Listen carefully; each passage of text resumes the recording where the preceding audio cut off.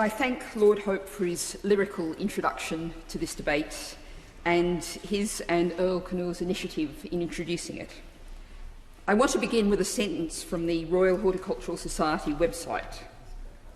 I quote, "Importing plants poses the risk of introducing new pests and diseases."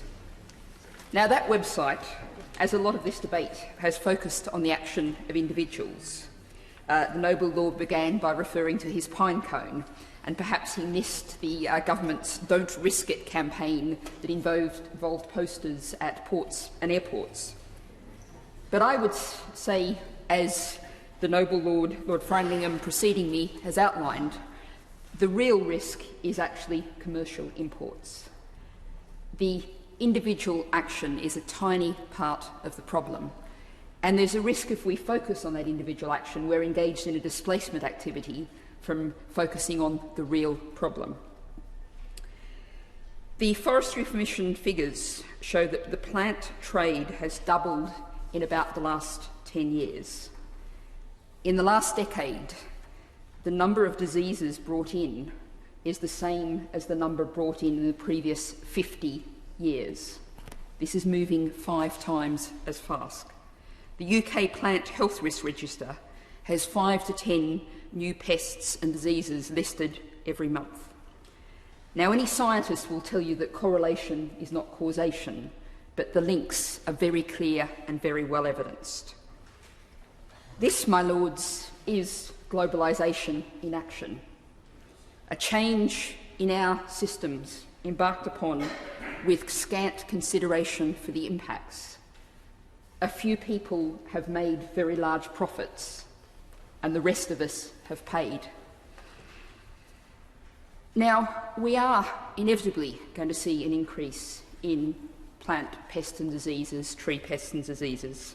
We are in a climate emergency. The changing weather conditions will enable pests and diseases to flourish that could not get a hold and flourish before.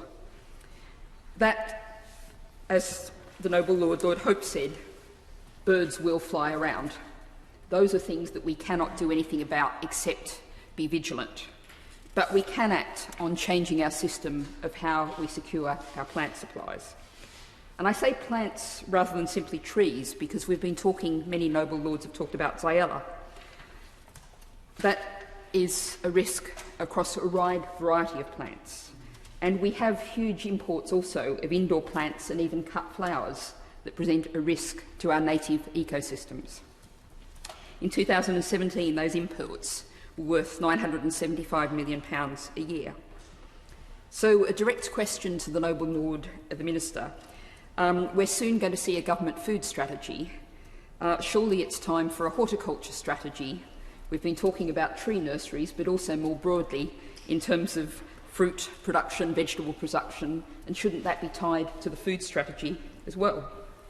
The fact is, a lot of these imports of trees and other plants have actually come from Holland, and they had a coordinated government strategy to develop their horticulture industry. Now, I've also met with some horticultural food producers in the UK who also focused on the fact that they found it very difficult to get finance from our banks. And yet banks on the continent are also very prepared to fund horticultural industries, something else to look at in the policy area. But if I can offer the Noble Lord, the Minister, some thoughts about what a horticultural strategy might look like, I would point him to the government's own words of, as it's talking about its agriculture strategy, of agroecology. That means working with nature. It means not relying on giant industrial monocultures.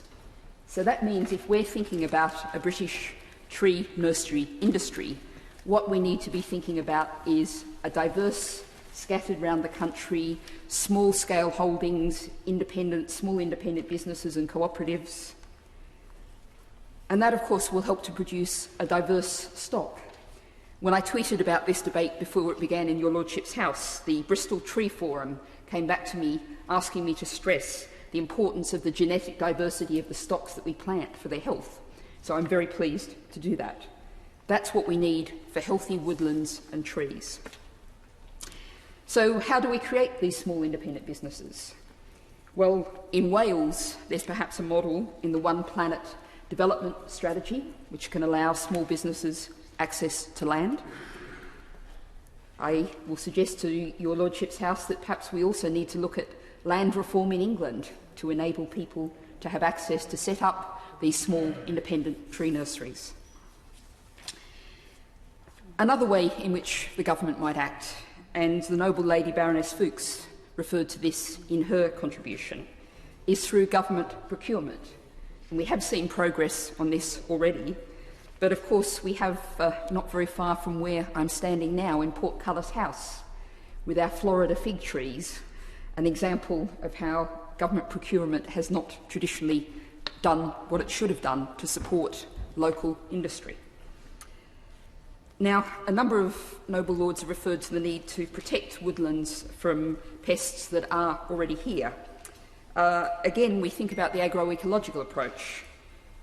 Reference has been made to grey squirrels. We actually know that supporting the spread of pine martens will actually help red squirrels compete against grey squirrels. And dare I say that if we're thinking about deer, perhaps we should also be thinking about reintroducing the lynx as a natural control mechanism. I'm talking, of course, about rewilding of the UK. The noble Lord Earl Caithness said, "Copy nature and you will succeed," and that's essentially the agroecological approach. Now, the noble Lord, the Earl of Devon, referred to the heavily overstretched Forestry Commission staff and the amount of work they have to do. The Friends of the Earth did a report at the end of last year showing that overall the UK government was spending less than a pound per person per year on trees, including the work of the Forestry Commission. We hear much talk of the end of austerity.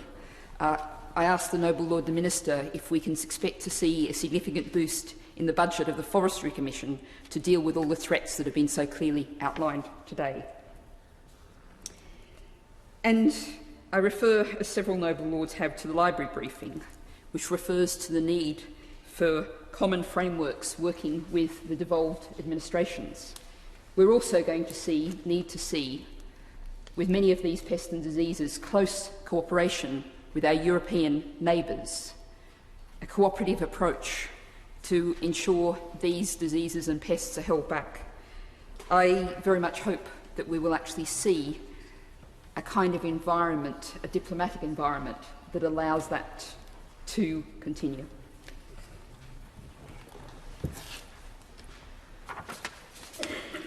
My Lords,